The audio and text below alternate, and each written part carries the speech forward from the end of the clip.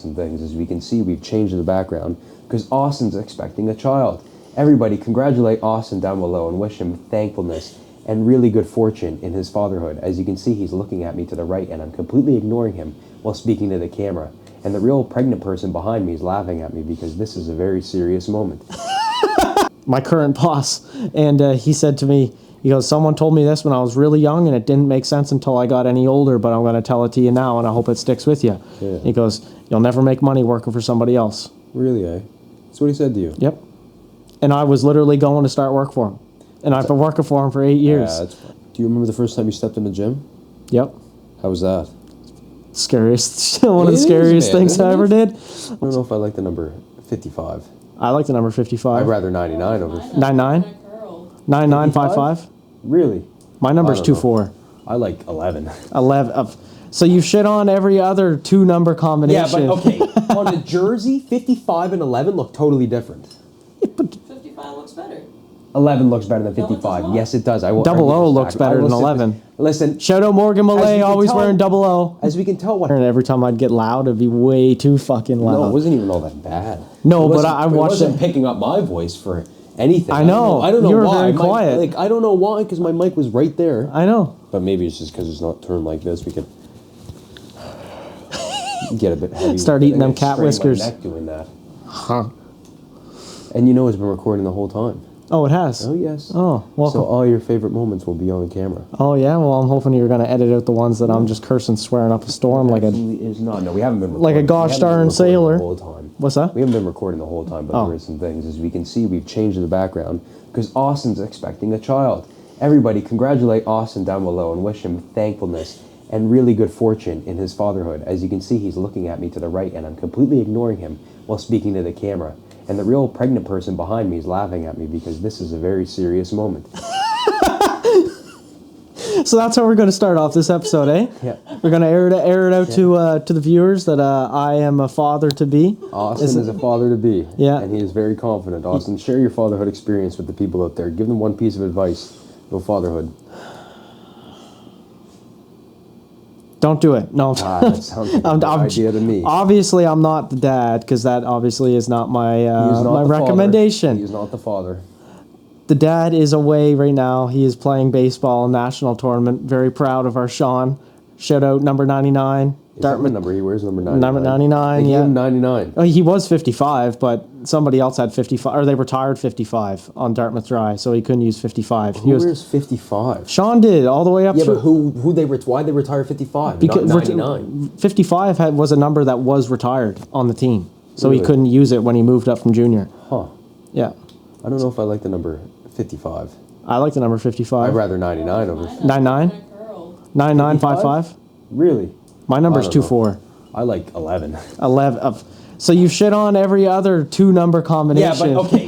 On a jersey, 55 and 11 look totally different. 55 looks better.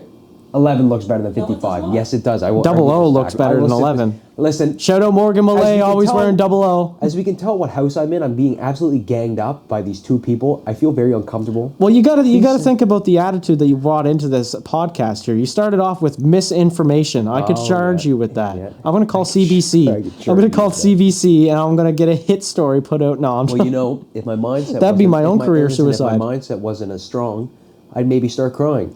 And that leads us into our today's topic, mindset. Good How point, weak good is your point. mindset? How strong is your mindset? Because one thing that we all have is a mindset that can be developed over time, and it will be developed over time, and that's one thing we wanted to talk about. Yep. Do you like that transition? that was pretty that slick. was pretty It's slick. almost like I've been practicing. It's almost like you've been doing it for the last, I don't know how many. Oh my goodness. Yeah, no, that's a great way to start it off. Yeah, if you want to use that kind of jokingly little point as the perspective, same exact thing with me. I could have sat here and be like, oh my God, what are you lying to the camera for? Tell me everyone I'm a dad. I'm going to have a kid on the way. Like, no, it's not. It's not my child. I'm proud Uncle Austin. But hey, don't take life so serious. And you know what? Go ahead. That puts me in mind because one of my great uncles, he passed away in January this year, and today would be his birthday, and his son had posted on Facebook just like a little tribute thing for his dad, like a bunch of old pictures, stuff like that. And one of the things that I commented on the post actually, and I said if I miss him too. If there's one thing I've ever learned from Uncle Barry is that he's taught me not to take life too serious. You have to, dude. Because if there's one thing I can say about that man, it didn't matter how upset he was, didn't matter what the situation was, didn't matter what was going on. He always found a way to crack a joke and lighten the mood. Always, don't take life too serious. You can't. It's fleeting. It is. Yeah. The amount of time you're here to the amount of time you actually experience. Like, there's going to be so many times where you think, okay, well, maybe I should have been a bit less serious in that moment. What I'm probably going to say this wrong. Existential crisis. You know what I mean? Yeah. Is when you realize that, like for me, it was like thinking that when I was a teenager, even like up into I'm still in my early 20s, but like 20, 21, thinking like, oh, it's not like I've only been here for a little amount of time. Like, no, I've been here for a quarter of my life. It's a scary thought. It is. And to know that there isn't that much, there is a lot of time, but that time's going to pass very quickly, and it's passing whether you're doing the right thing or the wrong thing. It's funny you say that. My sister had approached me. My dad actually wants me to meet this salesman in the car industry, but he doesn't sell cars. He sells car products. Right. Don't know what he sells, so I can't give you all the details. And I keep telling my dad, like, let's get on it. I want to meet him. And Hannah's like, you're so young, Zach. You have so much time. And I looked at her and I'm thinking, no, I really don't. No. Like, if you really want to put it in perspective, 23, 20... I'll be 23 next month. Like, so that's what? Another 50 guaranteed summers and winters? 60 guaranteed summers and winters? Yeah, in that perspective, for me, it's a little bit cut short, unfortunately. Well, let's speak it into fruition. We'll not say that for this time being. No. I don't like that, but yes, I know what you're saying. But I will just, because this is the way that I perceive things now, is because I feel like I have even less time. Yeah. Because, like, if we're talking statistically, being diagnosed with type 1, you can cut like 10 years off the expected life. I think the expected life, and this is just average life expectancy nowadays for men in Canada, I think is like 76. Which is or crazy. something like that. So if I'm talking statistically, that means my average life expectancy is 66 years old. Don't gotta fit in That's the a box. year after the government retirement age. 75? That was 65. The average life is 76. Yeah. If being diagnosed on statistically takes 10 years off your life, then statistically speaking, I have 66 years of life. Don't got to fit in with the average. But no, and I'm just saying, like, I don't think that. I don't think because I know if I take care of myself and do everything I'm supposed to be doing, that life will be just exactly just as much as yours is. Mind you, you're doing the proper things to yourself and your body, looking after yourself. But like that feeling of urgency to do things now is it's even more like your mindset changes when you're when you're dealt with something like that, when you're dealt the ace of spades, if we want to put it that way, when you're dealt that hand, your mindset changes. Oh yeah, it does, because it's like, as much as I have, I'm talking statistically again, if I have 43 years left in my life, that's realistically 43 years of work. Oof. I don't want for somebody else or for somebody else, right? For somebody else? It won't be 43 years of work if I'm working for myself. I don't plan on working until 65, dude. I tell you that. I'll find a way. And I'm not going to be working for somebody else forever either. I remember my uncle told me this. I think it was when I was doing my job shadow in grade 11 or grade 10. I can't remember what it was.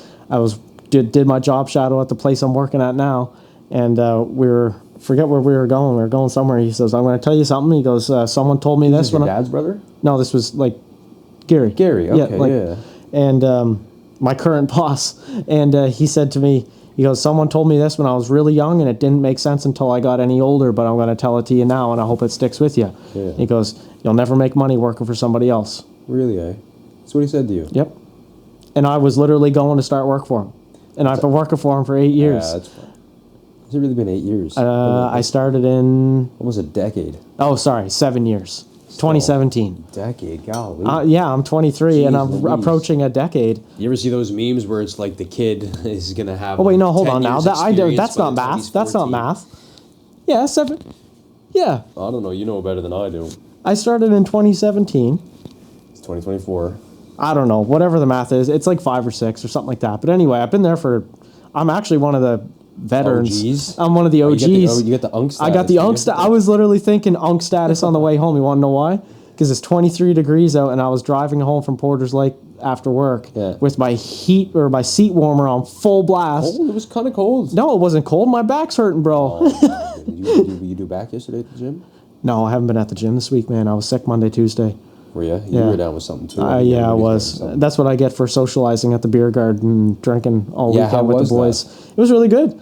Over 370 people at the beer garden. That's half a Sheet Harbor right there, man. I'm telling you. Oh yeah, because it was that whole baseball. A 48-hour ball tournament. Did you see the check? We won't air the information. Did you see the check? No. You went there. No, saw our parents, but didn't see parents like that. Like, you know, our parents go up like, "Hey, how you doing?" I could, but I decided not to because I didn't know what it was going to be perceived like, and I was also probably 9 drinks deep when I saw them, and I said, "No, I wasn't like that." But I was like, "I'm not. I'm not walking over there. I'm not talking to them like this." Oh my goodness! I was going to be like, "Oh, hey, everything going good? She okay?" type of thing. But I was like, you know what? If they're going to be around tomorrow, I'll catch them tomorrow. Yeah. Like when I'm intoxicated and hanging out with the boys, when we clearly saw that I was intoxicated hanging out with the boys. I don't want to. Fair play. Go ahead. Not the right time. Not the right place. Not the right time. What I wanted to say originally was when we were joking about you or us freaking out or crying, and I want to leave because I feel like I'm being picked on here about the numbers. Oh. What I wanted to say was the amount of times that when I was younger and I had that feeling when people picked upon me because my mentality was weak. Right. It was hard, man. There were so many times, especially like as you're a kid, as you're trying to fit in with certain people, when people call you out for not fitting in or when people call you out for being your own individual self. Yep. As strange as that sounds, herd mentality, because man. If someone was to say something, it's like, wow, whatever. But back then, it meant the most. Oh, it did. And the mentality was junk, man, because I was always living up to other people's expectations. Yeah, exactly. So your mentality is based off other people's expectations. So if their expectations of you are bad, your mentality is bad. It's this very awkward trade-off, which sucks, but what do you do? That's part of growing up. You're a kid. I feel like every kid has to go through that. And unfortunately, I don't mean this in a bad way, but I feel like you learn the most about yourself, not so much when you're being bullied, so to say, but when someone's trying to tear you down or trying to belittle you or take away from you, that's the time when you most believe in yourself, I think. If you're like, I guess I should say if you're mentally strong, but like for me, I know a lot of the times was I would never think positively about myself, or I would never think that I had this certain reach of skill in this certain skill set. But as soon as someone tried to discredit me for it, I would be the first one to be like, no, like I can do that. Yeah. Like don't sit here and try and tell me I can't do this, can't do that, or I'm no good at this or no good at that. But it's only when someone would challenge me, but I never had enough confidence to walk around with that knowledge and actually be proud about it. And I shouldn't say proud, but you know what I mean. Like, be confident in my own abilities. I would only ever be confident when someone tries to take them away from me, which is... Someone was trying to press you about it. Someone was trying to press me about it. But a lot of that was coming into was I didn't want to come off as, like, cocky or arrogant. Yeah. Whereas there is a fine line between being cocky and arrogant and confident. But there's a lot of working up to confidence. It's just a little bit too much is arrogant and cocky. But like I was all the way down here on the confidence scale, and I was miles away from ever being cocky and arrogant. But I could have been a lot closer to confident. But I was way too worried about the latter that I would never allow myself to push that level of confidence through me. Like I'd shut it down myself. Like, here's a question. Do you remember the first time you stepped in the gym? Yep. How was that? One of the scariest things I ever did. Well, when I'm trying to think, like first serious day in the gym. I'm not talking like you stepped into gym class and you guys were lifting weights. I'm talking like on your commercial own, gym. Yeah, like on your own, 18, 19, 20. I want to step in the gym. That was scary, man. That was very scary. What it was. Gym was I'm trying to think that it was Penhorn Good Life. Was it? Yeah, Penhorn Good, for like first time solo was Really? Penhorn Good Life. First time I ever went to the gym was with my buddy Riley and Alex. We went to that same gym? No, we went to Good Life on Larry Utech. Yeah. And it was like 10 o'clock at night. So like, and I was going with two of my friends who knew what they were doing. They'd been in the gym for a year and a half before me. So I was just a skinny little twerp walking in, and I was still nervous to do everything in front of everybody, but I felt a lot better with other people there, like coaching me through this. Whereas the first time I walked into Good Life Penhorn, I was like, and that's a hard gym to walk into. It is. That's the first gym that I went to. And it's very intimidating. The way that I thought, I actually talked about this a while ago, but the psychological factor with that gym is, if we want to paint a picture in in people's heads, is that the gym is 2 levels. We've got all the treadmills, the personal training, all the cardio equipment, and some machines are there's like downstairs. a single machine for every body part, essentially. You have to go upstairs to get to all the other weights, the leg presses, the squat racks, the free weights, the cable machines. Everything else is upstairs. But then that plays a trick on your psychological feelings, because what happened for me, especially because we're in the 2 polar opposites. I was extremely big and you were extremely skinny, both dealing with the same thing, trying to become better. And the thing that I dealt with in that gym was that I was scared to go upstairs because I felt like I was stepping into a new area where I would be judged. Yep. 100%. And I was worried I would not go upstairs. Because downstairs there was no fear of judgment. Because you had the employees, you had the trainers, and a lot of cardio, and it was a lot of the older crowd stayed down on And it was comfortable. And it was comfortable. But going up, especially walking through those doors, and you hear people upstairs on the squat racks, slamming deadlifts, bang, bang. I don't like that, by the way. I don't like it either. Who's dropping the weight? I'm like, bro, control the negative down. You don't have to slam the weights. You don't have to throw your 100 pounds you got for 1 rep, anyways. If you got 4 or 5 plates loaded up, I can understand. But that's not what we're here to talk about. It's just obnoxiously loud, is what it is. But we want to know what changed the. I love how this episode's about perspective, because it's all about my I like to say the come to Jesus moment, right, where it's like, oh, it's so like it's really that easy. Yeah.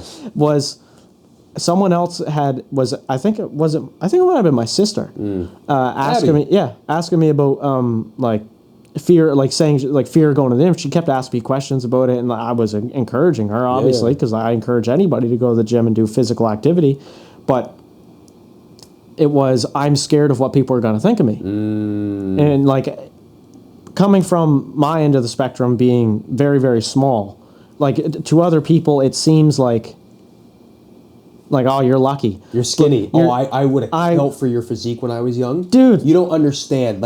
Because the issue is I had love handles at anything that I wore.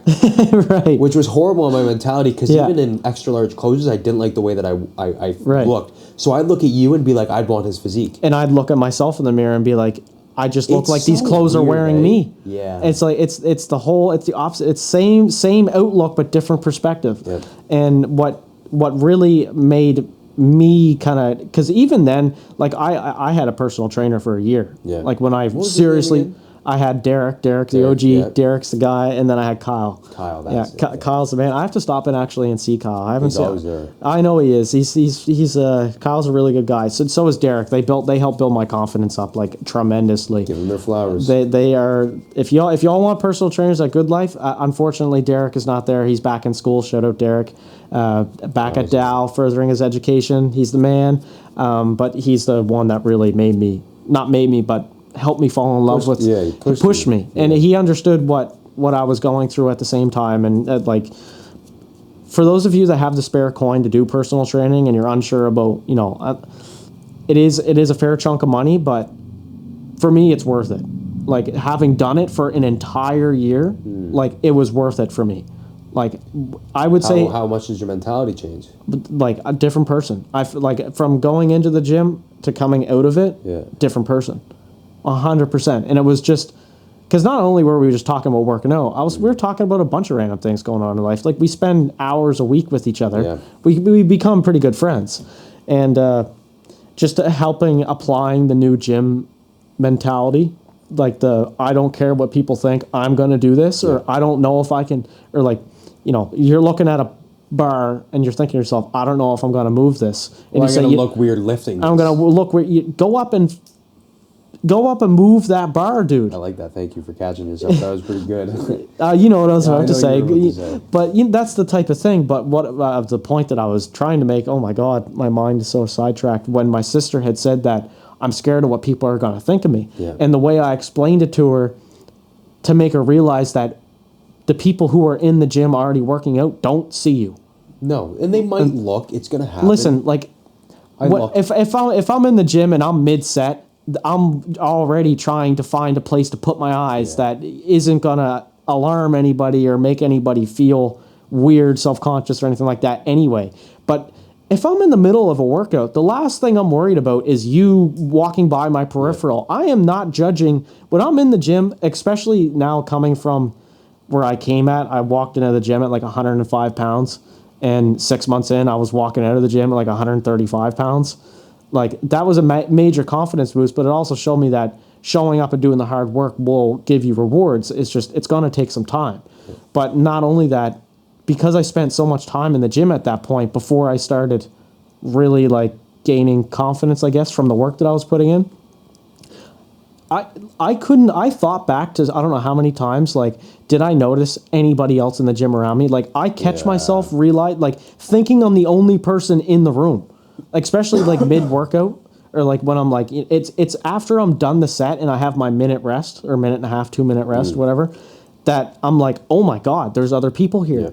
It's like, and I explained it to my sister like that. Like, listen, we don't give a shit. We don't care who walks in the gym. We don't care if you're 90 pounds soaking wet, 400 pounds soaking wring and dry with skin tight clothing on. We don't care. If you're stepping foot in that gym, you have the same respect I give the 220 pound bodybuilder, the same 150 pound CrossFit, the same 135 pound Muay Thai fighter training in the heavy room. You made the step to get out of your house, off your butt, into the gym to try and better your physical and mental health. That gains all my respect off the bat. I don't care. I don't care if you come in here and lift 10 pound weights for 3 hours. You're at the gym. Yep. Walking through the door is the hardest part. So when I bought my laptop a while ago, I was talking to these two guys because they invited me into their place, and it took a while to set up the laptop because he had just got done resetting it, so he wanted to make sure that the laptop ran.